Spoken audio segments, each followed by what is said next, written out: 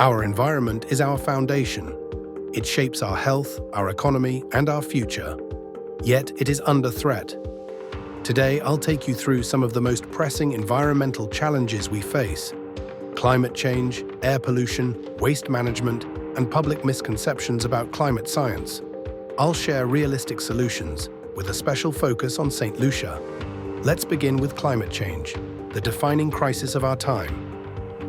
Around the globe, we're seeing rising sea levels, more intense storms, prolonged droughts, and heat waves that threaten both ecosystems and economies.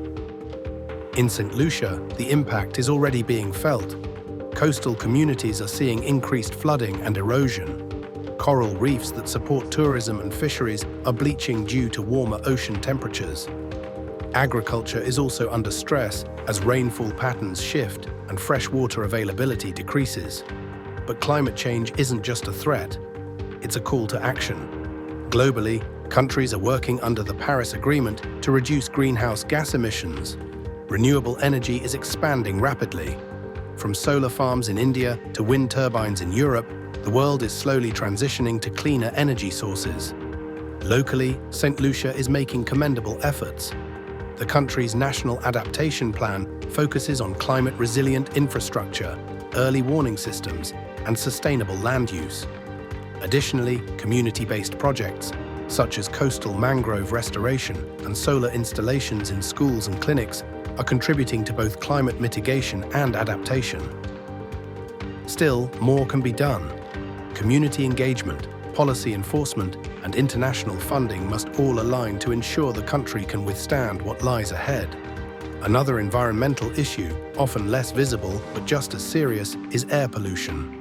Worldwide, polluted air is responsible for around 7 million premature deaths each year. It causes respiratory illnesses, heart disease, and even strokes. In St. Lucia, while the air quality is generally better than in industrial nations, it's still not immune. Two major air pollutants on the island are: 1. Particulate matter, PM 2.5. These are fine particles that can be inhaled deep into the lungs. In St. Lucia, they primarily come from vehicle emissions and openly burning of garbage. 2. Sulfur dioxide, SO2. This gas is often emitted by diesel engines, especially in shipping vessels and by industrial processes. These pollutants harm not only human health, causing asthma and bronchitis, but also the environment. Air pollutants can acidify soils and water bodies, harming crops and aquatic life. Addressing this requires stricter regulation of emissions, investment in clean transportation, and public education about safe waste disposal practices. Let's now turn to a topic that hits closer to home: waste management. Why is it important? Because how we manage waste determines how sustainably we live.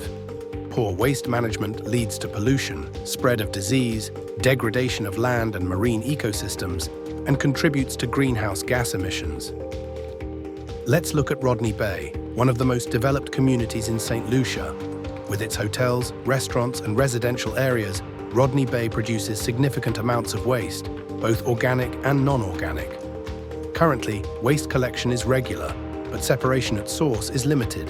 Recyclables, organics, and hazardous waste often end up in the same landfill.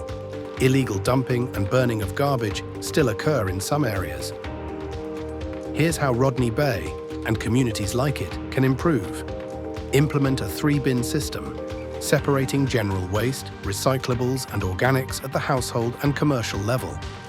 Establish community composting stations to reduce organic waste. Partner with local businesses to reduce single-use plastics and promote returnable packaging. Increase education campaigns to encourage residents and visitors to reduce, reuse, and recycle. Sustainability begins in our own backyards. To effectively tackle climate change, we also need to address misinformation. Myths and misunderstandings weaken public support for necessary policies. Let's examine 2 common climate change myths.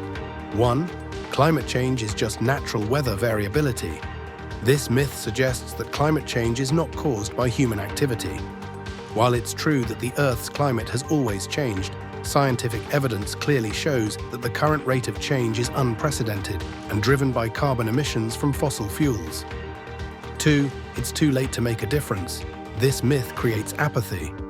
In reality, every degree of warming we prevent saves lives and ecosystems. It is not too late. We still have the power to limit the damage. These myths, when left unchallenged, discourage action, delay policy decisions, and reduce funding for climate solutions. Now, let's briefly talk about the ozone layer, which often gets mixed up in climate discussions. The ozone layer protects us from harmful ultraviolet radiation. Thanks to international cooperation, specifically the Montreal Protocol, ozone-depleting substances like CFCs have been largely phased out, and the ozone layer is slowly recovering.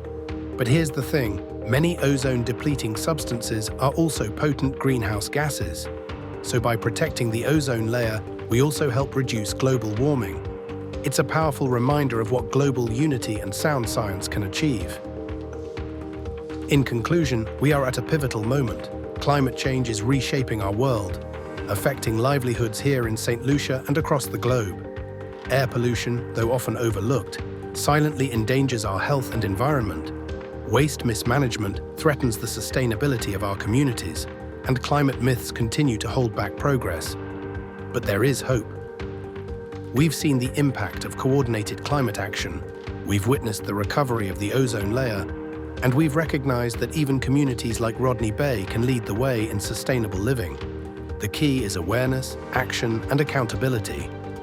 Let's continue to learn, to teach, and most importantly, to act. Because protecting our environment isn't just about saving nature, it's about securing our future.